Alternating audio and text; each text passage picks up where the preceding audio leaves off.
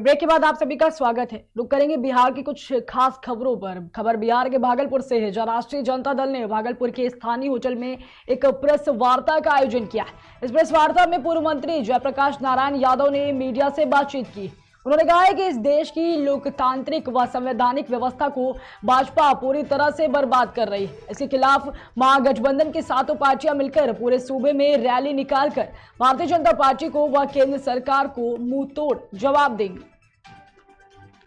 यह पहला अवसर है जब देश में चुनी हुई लोकतांत्रिक सरकारों को हटा करके अपनी सरकार बनाने का काम जहां भाजपा और उसके गठबंधन के लोग कर रहे थे देश के अंदर, लेकिन बिहार वह सूबा है जो जहां लोकतंत्र की जननी है। और बिहार ने यह साबित किया और बिहार ने वह खेला करके दिखा दिया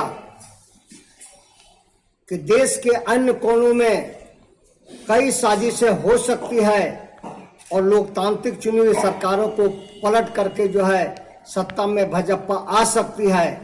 लेकिन बिहार ने जो है भाजपा को हटा करके जो है अपना परचम जो महागठबंधन का बिहार में जो है गाड़ने का काम किया और महागठबंधन के तमाम नेता बधाई के पात्र हैं।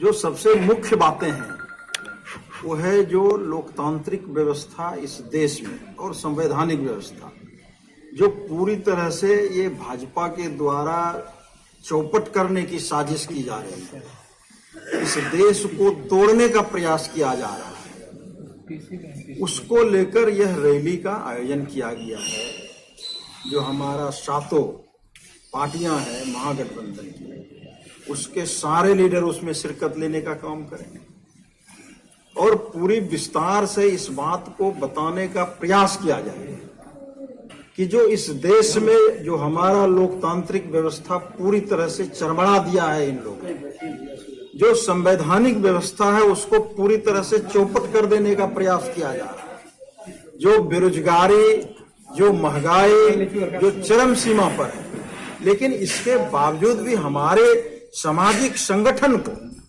चाहे हिंदू मुस्लिम करके, चाहे हिंदुस्तान पाकिस्तान करके, जो हम लोगों को आपस में बांटने का प्रयास किया जा रहा है, तो यह देश कैसे बचेगा, इसके लिए यह शंखनाद 25 तारीख से इसकी शुरुआत महागठबंधन के सारे नेताओं के द्वारा, सारे साथियों के द्वारा पूर्णिया से इसका शंखनाद होगा और हम लोग निश्चय ही इसमें पूरी तरह से शिरकत करके इस देश को बचाने के लिए एक पहला कदम हम लोग उठाने का प्रयास करेंगे। यह पहला अवसर।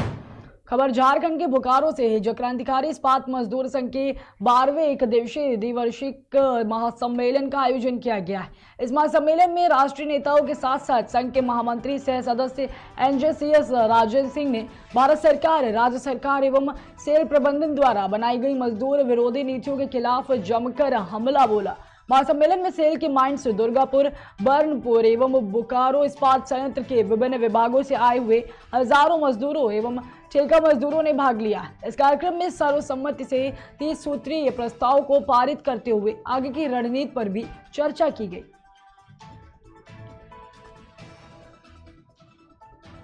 मजदूर की सैलरी की बात करी कि कॉन्ट्रैक्टर सरकार के फैसले के अनुसार बैंक में पैसा देने तो लगे सैलरी का, अब कॉन्ट्रैक्टर उनका पैसा बैंक से नहीं निकाल सकता। अगर कॉन्ट्रैक्टर को पैसा निकाल के अपनी सैलरी का हिस्से में से दे रहा है तो मजदूर की गलती है, दबाव बनाया जा रहा है उसको, और जहाँ दबाव बनाया जाता है तो मैं आपके माध्यम से बात कहना चाहता हूँ, जिन मजदूरों पर दबाव बनाया जाता है वो हमारे यूनियन नेताओं से तुरंत संपर्क करें और हम दबाव बनाने वाले ठेकेदारों का इलाज कर देंगे। हम कमजोर नहीं हैं, हमारे पास बहुत बड़ी जनशक्ति है और हमने किए हैं। मैं दिल्ली से आया हूँ, एनसीआर में हम इन ठेकेदार मजदूरों की और जो कैजुअल वर्कर हैं उनकी लड़ाई को भारत सरकार के खिलाफ लड़ रहे हैं। और भारत सरकार हो चाहे राज्य सरकार हो, सबकी नीतियां मजदूर और किसान विरोधी जो हैं, इसके लिए हमने पिछले वर्ष में 2022 में देहातन के तौर पर खबर झारखंड के बोकारो से है, जब पिछले 17 दिनों में करीब 400 से अधिक मुर्गियों के मरने के बाद अब विभाग में हड़कंप मच गया है। वहीं बर्ड फ्लू की आशंका को लेकर पशुपालन विभाग भी अलर्ट हो गया है। मुर्गी के मरने के बाद स्वास्थ्य विभाग और जिला प्रशासन अलर्ट मोड में नजर आ रहे हैं। बता दें कि होली से पहले बोकारो के सरकारी पोल्ट्री फार्म में मुर्गियों के मरने के साथ ही अब पशुपालन विभाग, जिला प्रशासन और स्वास्थ्य विभाग हरकत में आ गया है, जिसके बाद अब दवाइयों का छिड़काव भी किया जा रहा है। जायजा लिया गया है।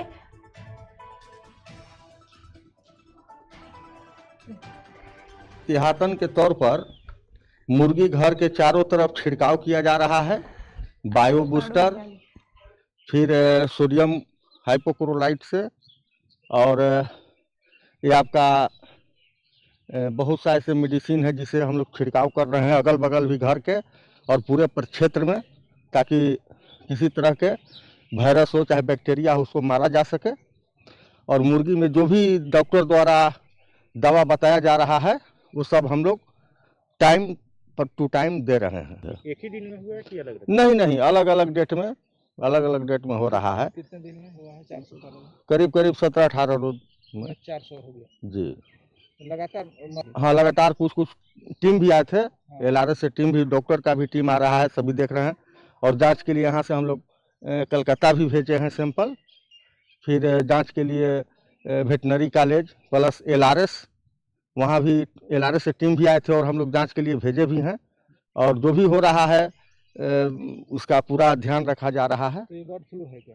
नहीं, इस पर हम लोग कुछ अभी किसी तरह का रिपोर्ट हम लोगों के पास नहीं आया है।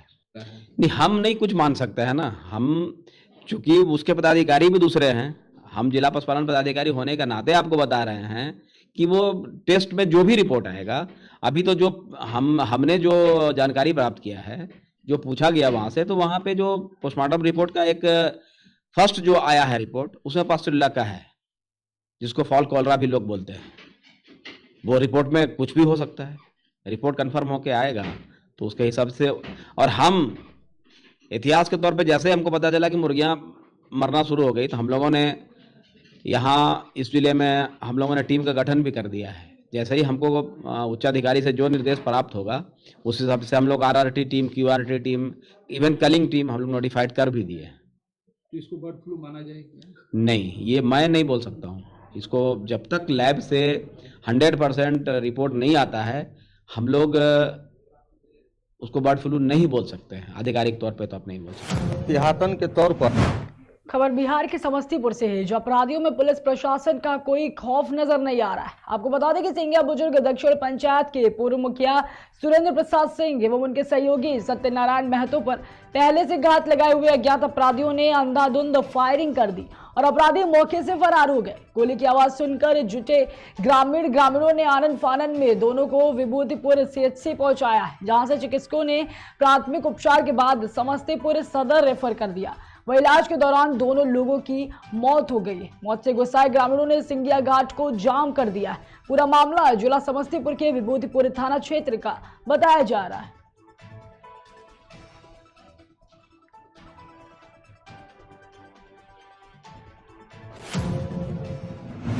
खबर मुजफ्फरपुर से है, जहां मुजफ्फरपुर जिले के बरूराज थाना पुलिस को एक बड़ी सफलता मिली है।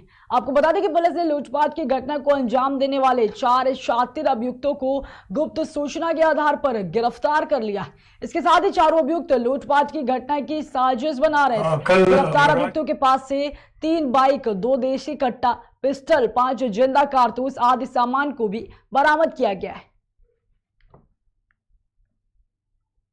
पुलिस को गुप्त सूचना मिली कि मुरादपुर चौक के पास कुछ अपराधी कुछ बड़ी घटना को अंजाम देने के लिए आ रहे हैं। सूचना मिलते के साथ थाना अध्यक्ष ने अपनी टीम के साथ वहां पे पहुंचा और वहां पे पहुंचने के बाद 4 अपराधियों को भागते हुए पकड़ा, जिनको पकड़ने के साथ 3 मोटरसाइकिल बरामद हुए और उनके पास से 2 देसी कट्टा और 1 पिस्टल लोडेड, उसके अलावा कुछ खोखा जो उनके जेब में था, सब बरामद किया गया है।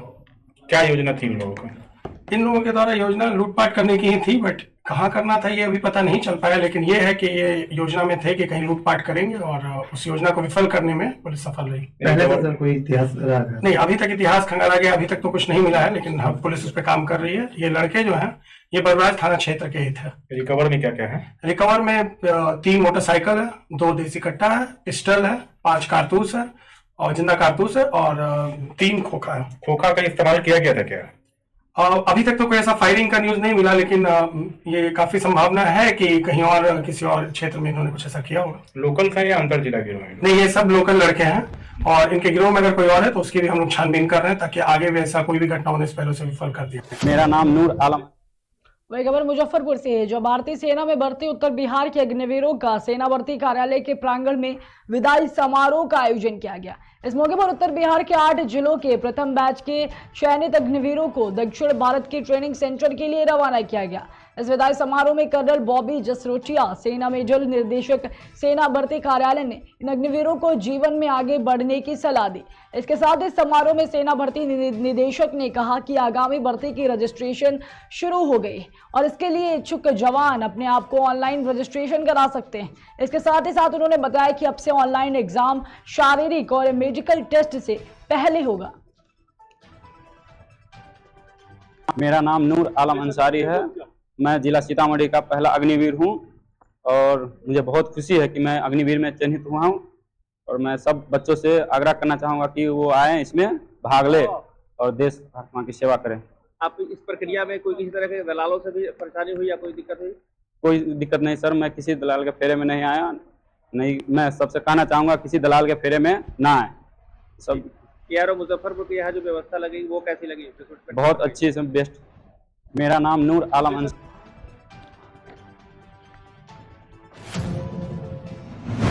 खबर बिहार के पटना से है, जो जमीन माफिया नेता और पदाधिकारियों के सिंडिकेट ने प्रदेश की जनता को जीना दोबर कर दिया है।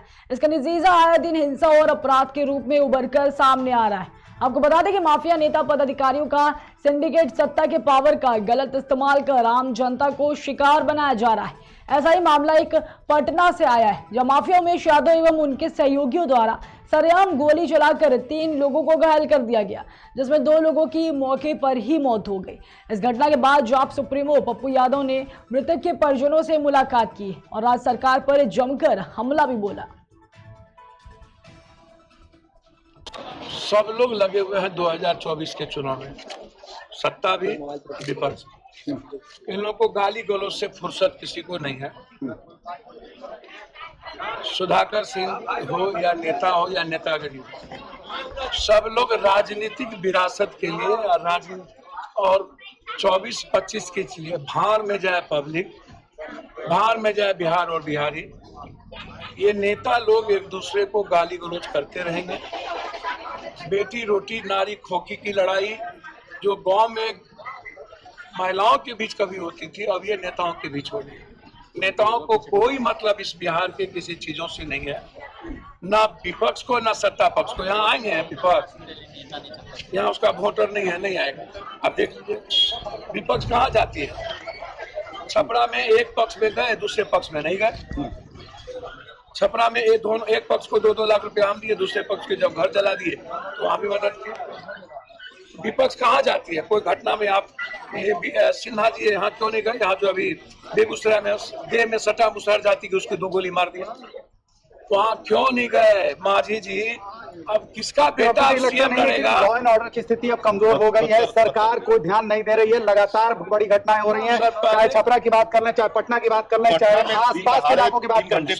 3 घंटे गोलियां चलती रही हैं, लोगों का बुरा हाल है। यहाँ बेटा का कौन किसका मुख्यमंत्री बनेगा, इसकी नारी खोपड़ी से फुर्सत होगा तब सीएम बनेंगे। कुशवाहा सीएम बनेंगे, माझी जी का बेटा सीएम बनेंगे, तेजस्वी जी सीएम बनेंगे, चिराग जी, फलना जी, अखबार पीटीए सब इसी में होड़ में लगा हुआ। मतलब सीधी बात है कि राजनीति हो रही है और पब्लिक जाए भाड़ में। बिल्कुल, सिर्फ इस बिहार में राजनीति हो रही है, गाली गलौज हो रहा है, मुखिया को मार दिया, सब। इसके अलावा कुछ नहीं हो रहा। देखा सब लोग। वही खबर मोतिहारी से, जो सरला ब्रह्म बाल विद्या मंदिर रुलेही का वार्षिकोत्सव हर्षोल्लास के साथ मनाया गया।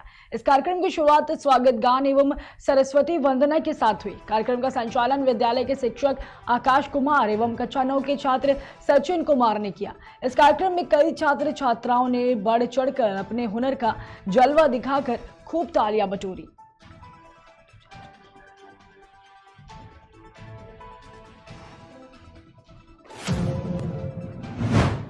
रुकते एक छोटे से ब्रेक के लिए, जल्द हाजिर होंगे।